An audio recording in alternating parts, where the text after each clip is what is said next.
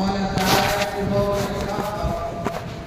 يا أيها الذين آمنوا اذكروا الله ذكرا كثيرا.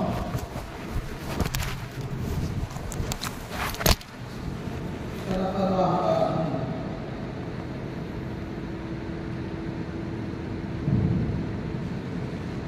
اللہ تعالیٰ کا بے انتہا احسان و کرم ہے کہ اللہ تبارک و تعالیٰ نے ہم سب کو ایمان کی دولت سے مالا مال فرمایا. دنیا میں ایمان سے بڑھ کر کوئی دولت کوئی نعمت دنیا کی کوئی بھی چیز کوئی بھی اشیاء کوئی بھی نعمت ہمارے نزدیک ایمان سے بڑھ کر نہیں ہے. دنیا میں جس کے پاس سب کچھ ہے مگر ایمان نہیں ہے، مثال کے طور پر کسی کے پاس ایمان نہیں ہے، بے ایمان ہے، کافر و مشرک ہے، اس کے پاس چاہے کتنا ہی بڑا ہوگا، دنیا کے کسی بھی منصب میں فائز ہو، کتنا ہی مال و دولت اس کے پاس ہو،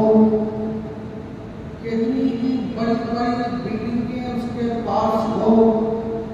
کتنے ہی کارخانے اور فیکٹریاں اس کے پاس ہو، اگر ایمان نہیں ہے تو وہ بھی کرتے. اور اگر کوئی ایمان والا ہے اور غریب ہے، بے بس ہے، فٹ پاتھ میں رہتا ہے، نہ گھر ہے نہ مکان ہے، نہ دولت ہے نہ مال ہے، نہ زمین ہے نہ جائیداد ہے، نہ سونے ہیں نہ ہیرے موتی ہے، انتہائی فقیر انسان ہے، مگر اس کے پاس ایمان ہے، تو حقیقت میں وہی شخص جو فٹ پاتھ میں رہنے والا ہے مگر صاحب ایمان ہے، تو وہ شخص امیر ہے، وہ شخص امیر ہے. اور جو شخص بے ایمان ہے اور دنیا کا سب کچھ اس کے پاس رہنے کے باوجود بھی وہ فقیر ہے اور غریب ہے، کیونکہ دنیا کی جتنی چیزیں ہیں وہ سب کے سب نہیں رہ جائیں گی، سب کے سب ختم ہو جائیں گی، سب کے سب فنا ہو جائیں گی. جانے والی چیز صرف اور صرف ایمان ہے. ایمان کے بعد عمل صالح کا نمبر ہے، نیک عمل کا نمبر ہے. پہلا تقاضا انسان سے ایمان کا ہے. اگر کوئی کافر ہے، مشرک ہے، ایمان کسی کے پاس نہیں ہے اور وہ بہت سارا غریبوں کو کھانا کھلاتا ہے، مسکینوں کو کھانا کھلاتا ہے، یتیموں کے کام آتا ہے، بیواؤں کے کام آتا ہے، بڑے بڑے ہاسپٹل بنا کر لوگوں کے کام آتا ہے، سڑکیں بچھا کر لوگوں کے کام آتا ہے، مگر اس کے پاس ایمان نہیں ہے، اس کے پاس ایمان نہیں ہے، تو یہ سب کے سب بیکار ہے، سب کے سب بیکار ہے. اگر ایمان والا ہے اور رائی کے دانے کے برابر بھی نیکی کرتا ہے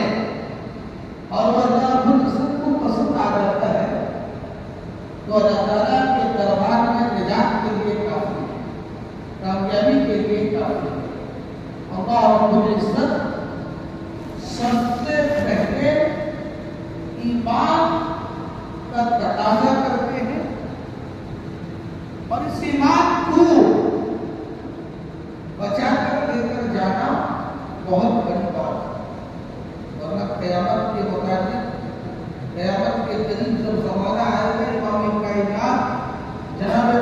تو رسول اللہ صلی اللہ علیہ وسلم نے فرمایا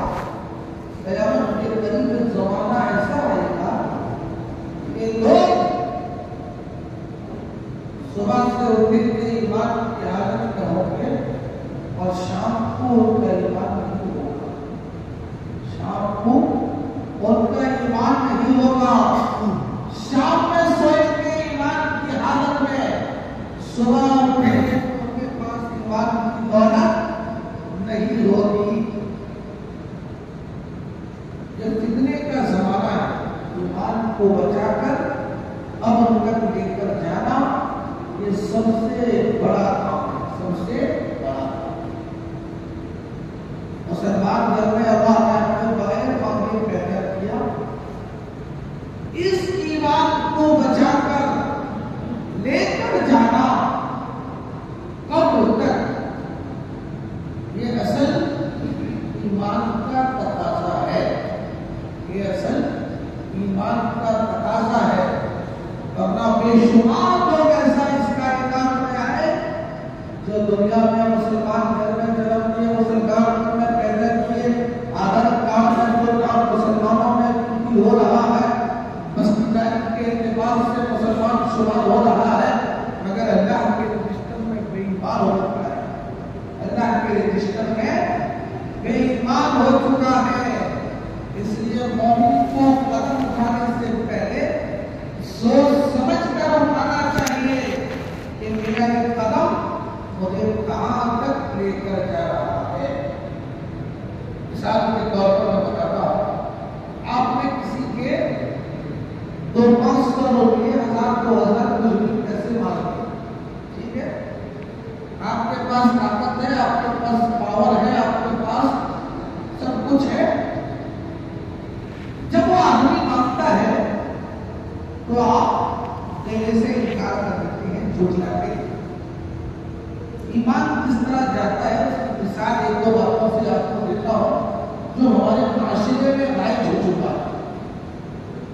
آپ نے کسی کا قرض لے لیا، آپ مالدار ہیں، وہ غریب انسان ہے، جب وہ آپ کے پاس طلب کرتا ہے اپنا پیسہ تو آپ کہتے ہیں نہیں دو گا، تو وہ کہتے ہیں میں نہیں